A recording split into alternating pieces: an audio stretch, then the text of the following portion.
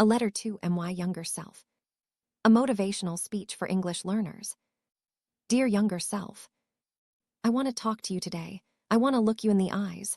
I want to tell you something nobody told me when I was sitting where you are sitting right now. I want to tell you the truth, not a soft, comfortable truth. Not the kind of truth that makes you feel good for 5 minutes and then disappears. I want to tell you the hard, beautiful, life-changing truth. Are you ready? Because what I am about to say will matter. It will matter today. It will matter next year. It will matter for the rest of your life. You are not behind. You are not too slow. You are not too old. You are not too different. You are exactly where you need to be at exactly the right moment with exactly the right amount of courage to start. You just do not know it yet. Let me tell you about a woman named Maria. She was 43 years old. She had 2 children, a small apartment, and a job she did not love. She had tried to learn English 3 times before. 3 times she started. 3 times she stopped. Every time she stopped, she told herself the same thing. She told herself she was too old. She told herself her brain was too tired. She told herself that English was for young people with time and money and good memories. She told herself these lies so many times that she started to believe them. She wore those lies like a heavy coat. She carried them everywhere. Then one day, her daughter came home from school with an English book. Her daughter was 7 years old. Her daughter sat at the kitchen table and opened that book without fear, without doubt, without a single thought about whether she could do it or not. She just opened it and started. Maria watched her daughter, and something inside Maria broke open, not in a sad way, in a beautiful way, like a window opening after a long winter. Maria thought, if my daughter can open that book without fear, then I can too. So she did. She opened her book, again, for the 4th time. But this time something was different. This time she did not stop. I am telling you about Maria because you need to know something important. Courage is not the absence of fear. Courage is opening the book anyway. Courage is saying the wrong word and trying again. Courage is sitting in a class where everyone else seems faster than you and staying in your seat. Courage is small. Courage is quiet. Courage is what you are doing right now, just by being here. You have more courage than you think. Now let me ask you something. Think about the moment you first decided to learn English. What did you feel? Maybe you felt excited. Maybe you imagined a future version of yourself speaking fluently. Maybe you imagined a job interview going well. Maybe you imagined a conversation with someone from another country. Maybe you imagined traveling or studying or simply being understood. That feeling you had in that moment? That image of your future self, hold on to it. Protect it. Because there will be many days when doubt will try to steal it from you.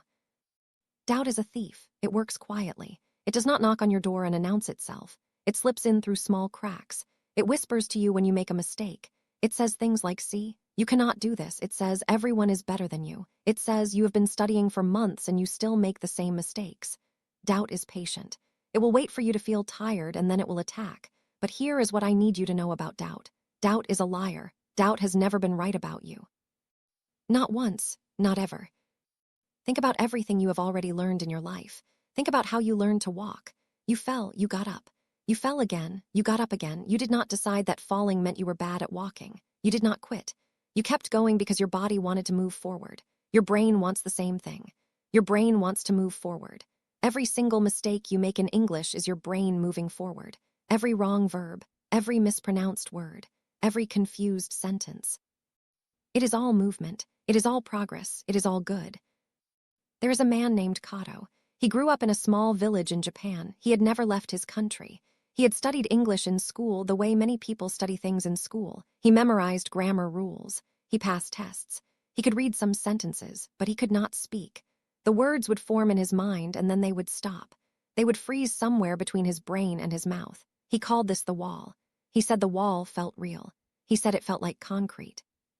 For years, he believed the wall was permanent. For years, he thought some people were born without walls, and he was simply born with one. Then Kato got a job that required him to speak English. Not perfectly, not fluently, just enough to communicate with one client from Australia. His boss did not give him a choice. The first phone call was terrible. Kato said the wrong things. He said, "I am sorry," so many times that the Australian client laughed kindly and said, "Mate, you are doing fine." Something small happened in that moment. Something shifted.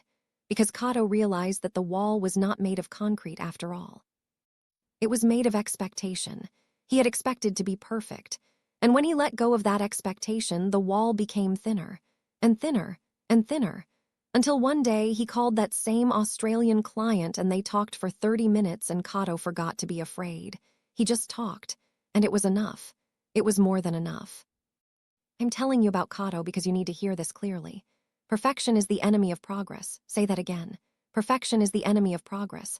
When you wait to speak until you are perfect, you will wait forever. Nobody is ever perfect. Not native speakers, not teachers, not the people you see in movies speaking beautiful, effortless English.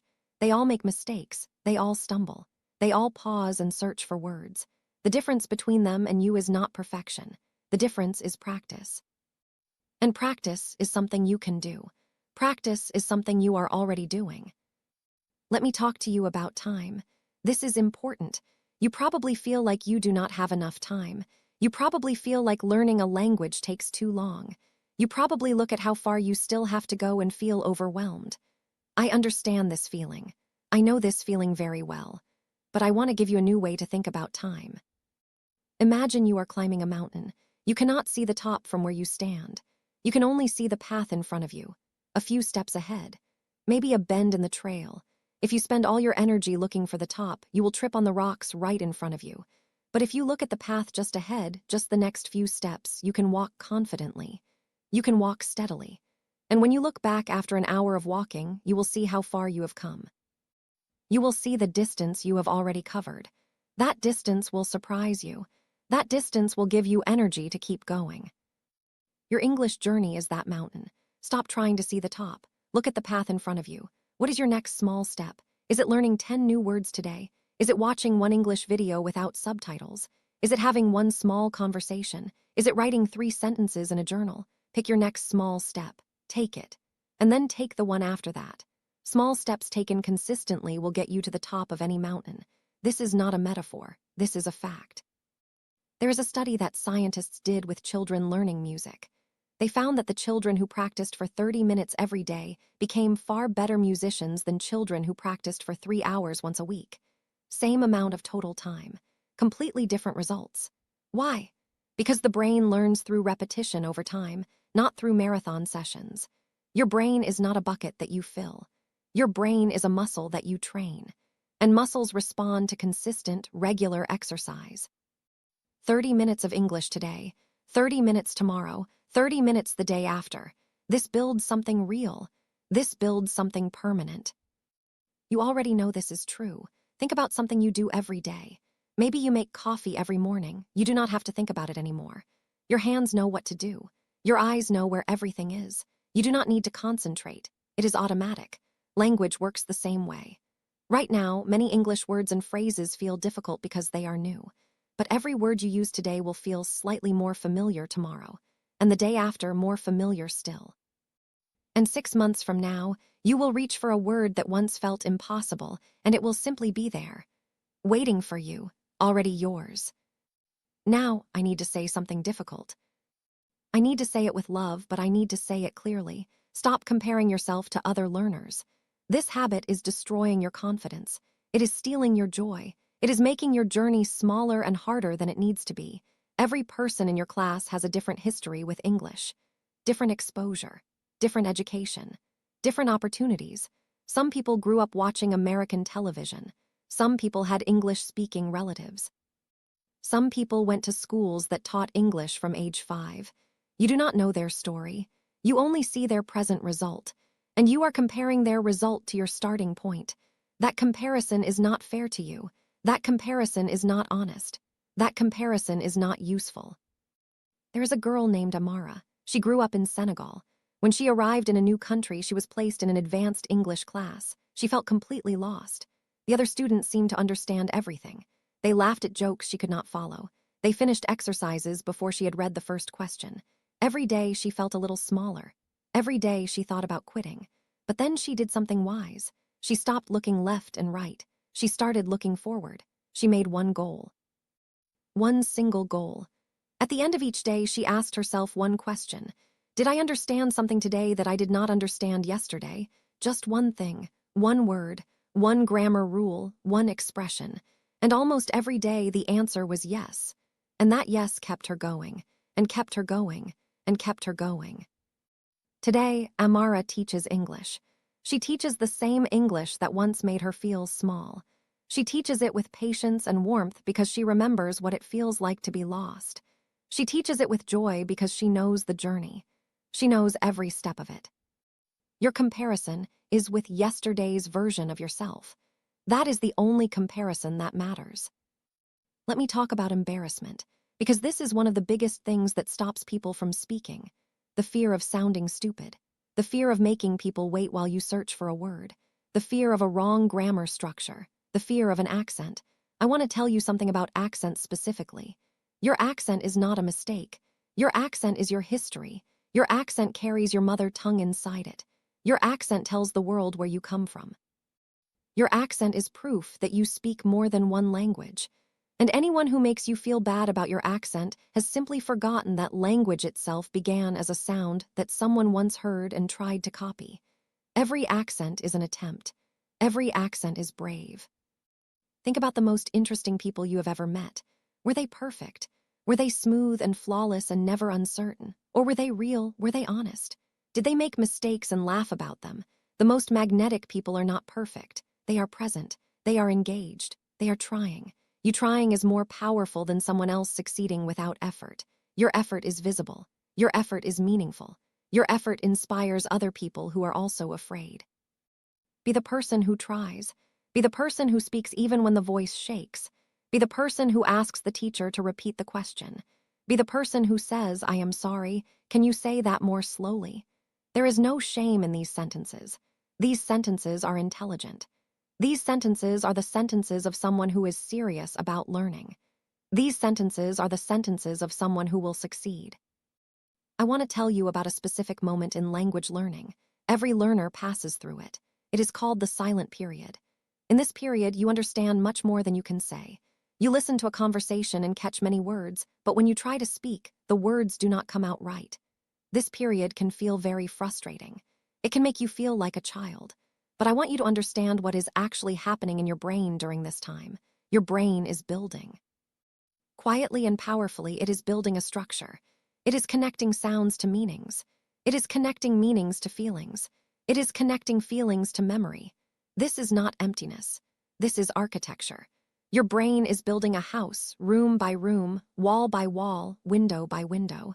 And one day the house will be ready, and you will walk in and realize it has been waiting for you all along. Trust the silent period. Trust the confusion. Trust the feeling of almost understanding. Almost understanding is not failure. Almost understanding is the feeling of your brain leaning forward. Let me talk about something that people do not discuss enough: the power of input. You have probably heard the advice to speak more. Practice speaking. Find a conversation partner. Join a language exchange.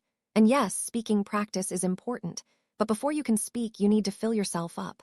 You need to consume enormous amounts of English. You need to read it. You need to listen to it. You need to let it wash over you like water, even when you do not understand everything.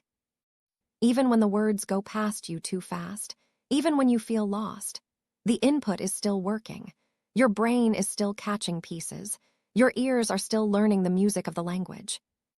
Think about a baby. A baby does not speak for 12 months. For an entire year, a baby does nothing but listen. It watches faces. It hears the same sounds repeated in different ways. It notices patterns without knowing it is noticing patterns. And then one day, words start to come.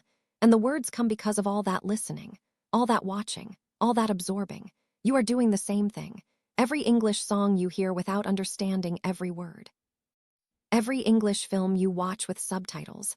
Every podcast you play while cooking or walking. All of it is input. All of it is your brain learning the music of English before it learns to play the instruments. So listen more. Read more. Let the language come to you in as many forms as possible. Find English content about things you already love. If you love cooking, find English cooking videos. If you love football, find English sports commentary. If you love travel, find English travel blogs. If you love true crime stories, find English true crime podcasts. When the content interests you, your brain leans forward. Your brain pays attention. Your brain does not notice it is working. And this is the best state for learning. This is when the deepest learning happens, when you are so interested in the content that you forget to be afraid of the language. There is a researcher named Krashen. He spent his whole career studying how people learn languages. He found something that surprised many people. He found that people do not learn languages by studying grammar rules and then applying them. They learn languages by understanding messages, by hearing and reading things that are just slightly above their current level. He called this comprehensible input. Not too easy, not too hard, just challenging enough to push you forward. When you read a book and you understand 90%, you are in the perfect zone. The 10% you do not understand is what teaches you. That 10% is the growing edge. You do not need to understand everything to benefit from everything. Partial understanding is still understanding. Confusion is still progress. Let yourself be comfortable with not knowing everything. Let yourself sit in the 10% and trust that it is slowly, quietly becoming familiar. Now I want to talk about the world that is waiting for you, because English is not just a language. For many people, English is a door, and behind that door is not just grammar and vocabulary. Behind that door is a world of possibility that you cannot yet fully imagine. New friendships with people from every corner of the earth. New books that have never been translated. New ideas that come from thinkers who write in English. New jobs that require communication across countries. New confidence that changes how you walk into a room. New freedom that comes from knowing you can be understood wherever you go. I've seen this happen. A man named David studied English for 2 years. He was a plumber. He was good at his work, but his work was limited to people who spoke his language. After 2 years of English, he got a contract with an international company. He traveled to 4 countries in 1 year. He came back different, not because of the places, but because of the conversations. He said the most surprising thing. He said, "I did not just learn English. I learned how to think differently." He said that having 2 languages felt like having 2 windows in a room that used to have only one. More light came in. More air came in. More life came in. This is waiting for you. This is what you are working towards. Every grammar exercise. Every vocabulary list. Every conversation practice. Every uncomfortable moment of trying and failing and trying again. It is all building towards that second window, that extra light. Let me speak directly to the days when you want to quit, because those days will come. I am not going to pretend they will not. There will be a day when you are tired, when the lesson is too hard, when you make the same mistake for the 20th time, when a native speaker speaks too fast and you understand nothing, when you feel invisible and small, when you sit alone with your English book and it feels like a mountain you will never climb. On that day, I want you to do one thing, just one thing. Do not quit that day. Do not make a permanent decision on your worst day. On that day, close the book, take a walk, drink some tea, do something kind for yourself, and come back tomorrow. Just come back tomorrow. That is all, just come back. Because here is the truth about language learning that nobody tells you when you start. It is not linear. Progress in language does not go in a straight line upward. It goes in a wave, sometimes up, sometimes flat. Sometimes it feels like you are going backward. You will have weeks where everything clicks, where you understand suddenly, where the language opens up and you feel like you are flying. And then you will have weeks where nothing works, where everything feels stuck, where you feel like you have lost what you had. This is not failure. This is normal. This is how brains work. The down periods are not wasted time. During the down periods, your brain is consolidating. It is organizing the new information. It is making space for the next leap. The flat periods are preparation for the peak. Trust the wave. I want to tell you about a teacher named Alina. She had been teaching English for 20 years. She had taught hundreds of students. And she said something once that I have never forgotten. She said, "The students who become fluent are never the most naturally talented ones. They are the ones who are hardest to discourage." She said talent helps in the beginning, but stubbornness wins in the end. She said the students who make it are the ones who treat setbacks as data rather than verdicts. They look at a mistake and think, interesting, I need to work on this. Not, I am bad at this. Not, I will never get this. Just interesting, I need to work on this. Can you do that? Can you look at your mistakes with curiosity instead of shame? Because that shift in perspective is everything. That shift changes your relationship with difficulty. And your relationship with difficulty determines everything about how far you will go. Let me tell you what successful language learners actually do. They listen a lot. They read a little above their level, so they are always slightly challenged. They speak even when they are afraid. They keep a notebook of new words and review it often. They find content in English that they genuinely enjoy, a show, a podcast, a book. They make English part of their daily routine, not something separate and special. They find a community, even a small one, of other people who are also learning. They celebrate small victories.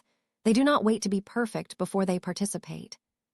You can do all of these things, not all at once, not perfectly, but consistently, one small step at a time.